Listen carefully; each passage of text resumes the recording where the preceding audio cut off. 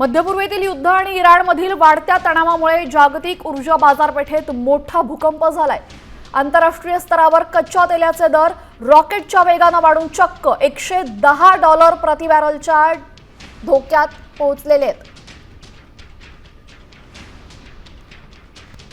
आपण पाहतोय यावेळेस बॅरलच्या धोक्याच्या पातळीवर पोहोचले, जवळपास $117च्या पार हे भाव गेलेले आहेत। कच्च्या तेलाच्या या बेकाबू दरवाढीमुळे जगभरामध्ये महागाईचा नवा भडका उडण्याची भीती व्यक्त केली जाते।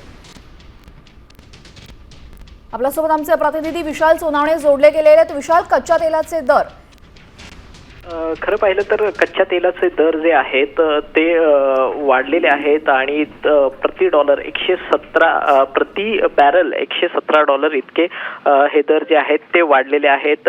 हा सर्वात उच्चांक म्हणावा लागेल, कारण मागच्या काही दिवसांमध्ये इराण, इस्रायल आणि अमेरिका यांच्यामध्ये सुरू असलेल्या युद्धाच्या पार्श्वभूमीवरती तिथली परिस्थिती जी आहे ती अत्यंत तणावाची निर्माण झालेली आहे। त्याचबरोबर अनेक ऑइल डेपोज जे आहेत तिथले, त्याचबरोबर ऑइल रिफायनरी जे आहेत तिथे अटॅक झालेला आहे। त्याचबरोबर इराण जो आहे तो संपूर्ण जगामध्ये सर्वाधिक मोठ्या प्रमाणावरती ऑइल उत्पादक आहे। तिथे ऑइलच्या रिफायनरी असतील किंवा ऑइलचं मोठ्या प्रमाणावर तो निर्यातदार आहे।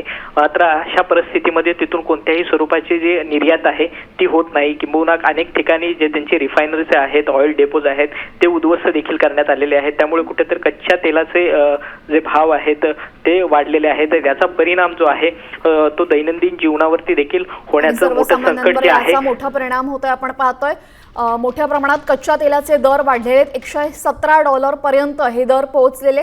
ही मोठी वाढ आपण मानू शकतो। आपण पाहतोय वारंवार इस्रायलकडनं, अमेरिकेकडनं या संपूर्ण ज्या ठिकाणी इंधन मिळतं त्या ठिकाणी हल्ले होत आहेत, त्यामुळे मोठ्या प्रमाणात तिथे उद्ध्वस्त झालेलं आहे वातावरण। दुसऱ्या बाजूला आपण पाहतोय निर्यात बंद आहे आणि त्याचमुळे कच्च्या तेलाचे भाव गगनाला भिडलेत।